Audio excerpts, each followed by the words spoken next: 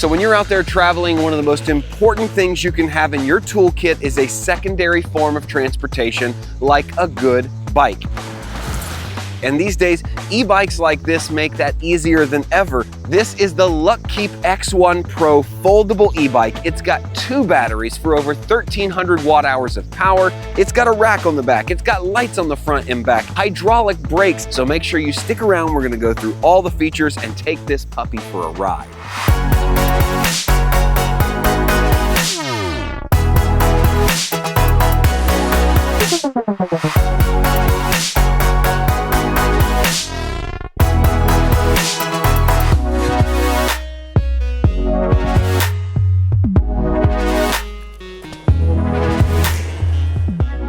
Now, as we start to take a look at this bike, there's going to be 2 different types of features. There's going to be mechanical features and there's going to be electronic features. Both are important in a modern e-bike like this. So let's start with the mechanical features. First and foremost, let's talk about this setup. We've got a really nice seat here. Not only is it nice brown and stylish, but it's got a spring hydraulic post on it. So when you're going over potholes, you got some cushy for your tushy. Like this.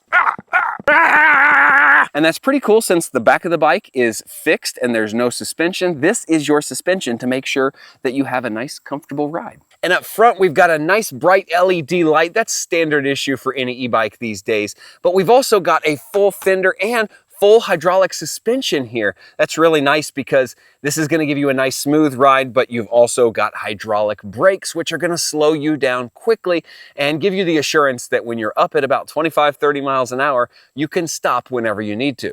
Safety first, kids.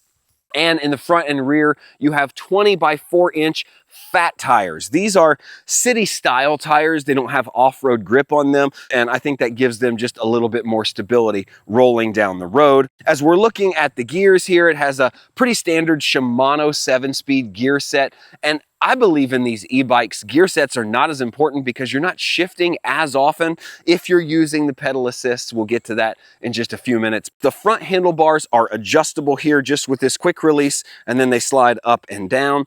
And the seat is also adjustable with the same quick release, slide it up and down. It's got a really nice kickstand, and that's something important to think about because when you got a bike that weighs over 80 pounds, if it doesn't have a nice kickstand, you could lose it sideways. And that's really it for the mechanical features. It looks like a really hardy, high-quality bike from a mechanical standpoint, and if it was just a regular bike, that would be enough. But because this is an e-bike, we have to talk about the electronic features and how important those are in transforming the user experience, which is pretty cool on this bike. So I want to start with the screen here. This screen right here might be one of the most impressive features on this bike because not only does it give you standard things like battery level and speed and range left on your batteries, but it also gives you some really nice turn-by-turn navigation. That's right, you can hook it up to an app, you can tell it where you want to go if you're in a new city, and it will give you turn-by-turn navigation right here, so you don't even have to clip your phone onto the front of your bike handle. You can use this for safe navigation. You'll know where you are and you can get where you need to go. Hey, real quick, if you're interested in getting a Luckeep X1 Pro for yourself, check out the link in the description below. There's even a special discount code just for my viewers. This bike has a lot of electronic capabilities and it allows you to monitor it through your phone via Bluetooth when it's on, which is not something I've ever seen in an e-bike before. And before we leave the handlebars, I should also tell you that this bike has brake lights, just like a car would, so that when you pull on your brakes, it gives a light in the back letting everybody behind you know that you are slowing down. Now this is not just for dark or dusk, this is for even the daytime when you're in the city, whether you're on the road or in a bike lane, it just tells people behind you you're slowing down and increases the safety of the rider. All right, let's talk batteries. That's right, I said batteries, plural, because this e-bike doesn't just have one battery, it's got 2. Of course, this is the main battery here. There's a handle, it can be removed. You simply stick the key in the lock, unlock it, and take it away. That's for theft deterrent purposes, so nobody can run away with your battery. But you can easily park this in a garage, remove the battery, take it inside, and charge it there. But there's also a battery right here inside this frame. And if we unclip this and were to open it up, you can see that this battery is built into the bike frame. Together, they have a capacity of over 1,300 watt hours. That's a lot of power, and that's why you get a range so high of 120 miles with pedal assist and up to 100 miles with just your throttle. That's a long way to go on a bike. Now let's talk about this 750 watt hub motor. It has a maximum output of 1,400 watts, but this is plenty of power for this bike. In fact, I've really never gone above pedal assist 2 to be comfortable. When you get up to pedal assist 3, 4, and 5, you don't even need to pedal. You can't really pedal fast enough to keep up with the motor. So very powerful. I can see how this would last a long time because it's putting out a lot of power and really helping you have a nice e-bike experience where you're enjoying the ride and not so much exerting yourself and putting a lot of effort into getting where you're going. All right, I can feel it. You're done with the features, right? You want to see this thing in action? Okay, let's go out on the road. Let's test the acceleration. Let's test the speed. Let's test the safety, the brakes, the feel, the comfort. Let's test the rideability of this bike. And then at the end, I'm going to tell you some things that I really love about this bike and some things that I think could be improved.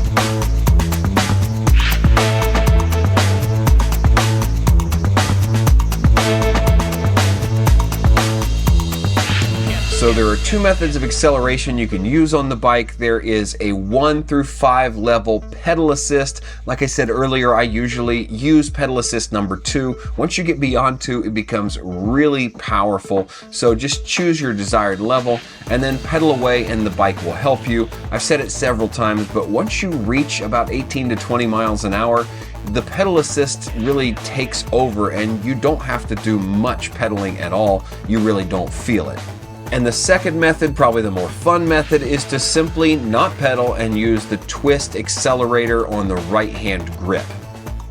And so I shot this little piece here showing you how quickly you can go from stationary to top speed with just the twist accelerator, not pedaling at all. As you can see, the top speed should be about 28 miles per hour as advertised. You can see here I'm going on a flat ground. There's just a tiny bit of incline at the end of this, but not much. And you'll see we do eventually reach 27.8 miles per hour right there.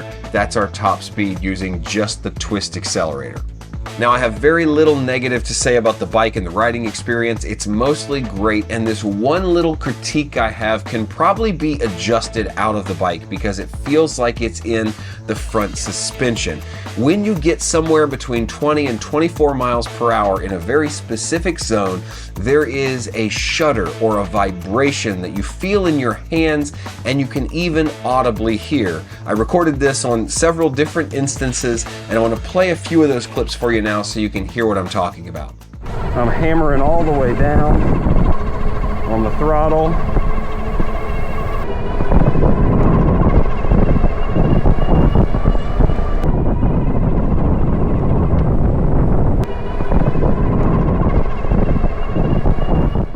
So you'll probably notice there was really smooth acceleration and everything sounded nice and quiet and smooth. Then there was a shudder or a vibration, which then went away once I got above the speed zone that was being caused in. My guess is that you can adjust the front suspension to get rid of this vibration.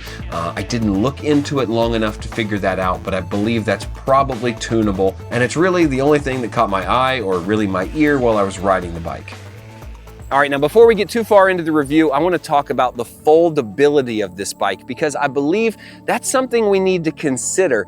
Is that a factor? Is that a feature that really makes a difference? I mentioned it up front, but this bike does weigh 81 pounds. And even though I'm pretty fit, at 81 pounds, I struggle to pick this bike above my waist and get it into the back of an SUV or even a truck bed. So I would say the best way to travel with this bike is on an e-bike rack. But It is foldable. You can put it inside an RV, in the back of an SUV if you wish. Let me show you how it folds and all the features of the foldable side of it. The first thing you can do is you can pop in these foot pegs. These foot pegs simply push in and they go sideways, both of them. That just keeps the foot pegs from kind of getting broken or knocked off. Then you can take the handlebar, you can fold it down by pulling this lever out, and the whole thing folds down like this. Then one simple latch here in the middle unlatches and the bike comes in on itself like that. And there you have it. The whole entire bike is folded up. Like I said, it weighs 81 pounds with the batteries, so I can pick it up. Oh, but picking it up to there is kind of a chore. Now, it also has a little wheel on the bottom that I believe is supposed to keep the chain and the gear system off the ground, but it really doesn't. It's too short. And so that gear rests on the ground, which is not a huge deal because it has a guard around it, but something I'd like to see a little bit better design on. So when I think about the folding aspect of this bike, I think the foldability would be a great feature for those that want to fold it up and not put it in the back of a car, but rather put it in the corner of a garage or an apartment. Have it take up less floor space when they're storing it. It's not really something that you can fold up and then pick up and transport in a different way. It just makes storing it a little bit easier than a traditional bike. That's just my opinion. So before I wrap things up, I just want to give you a few tidbits about the riding experience. I'll say first and foremost, it is smooth and elegant. With all the power you have behind you from these two batteries and that 750 watt hub motor, you glide around. There's not a lot of effort you got to put into it at any stage. It feels really effortless and elegant. The ride is smooth because of the suspension and the seat. The seat is actually wider than a normal bike seat. It's built for comfort, not for performance. So that's nice. And even though this is a shorter, kind of a shorter frame because it's a foldable bike, you have the ability to bring the handlebars and the seat up to your level. I'm 6 feet tall, so I was able to get it to a comfortable level for myself with no problem. So I can say that comfort is probably the one thing that stands out when you're riding this bike. It's really comfortable, it's nice, it's smooth, it operates the way it should. I mean, I was out there for at least an hour tonight and I could probably go another hour without being sore or complaining at all.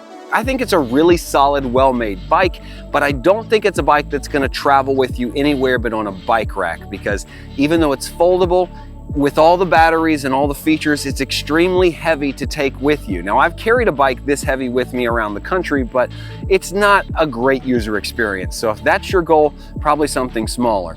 But to have around your house, to save space by folding up and putting in the corner of a garage or even the corner of your apartment, it comes with a lot of features that other bike companies are gonna make you pay for, and it's got a lot of electronic features like navigation, a robust app and Bluetooth connectivity. It's a really good option for those that want a great bike to ride around or even take on trips if they have a bike rack for e-bikes, and something that you should definitely look into. Again, if you're interested in checking one of these out for yourself, I'll leave a link in the description below with a special discount. Make sure you check that out. As always, thanks for watching. My name is Joel. This is the Traveler Toolkit.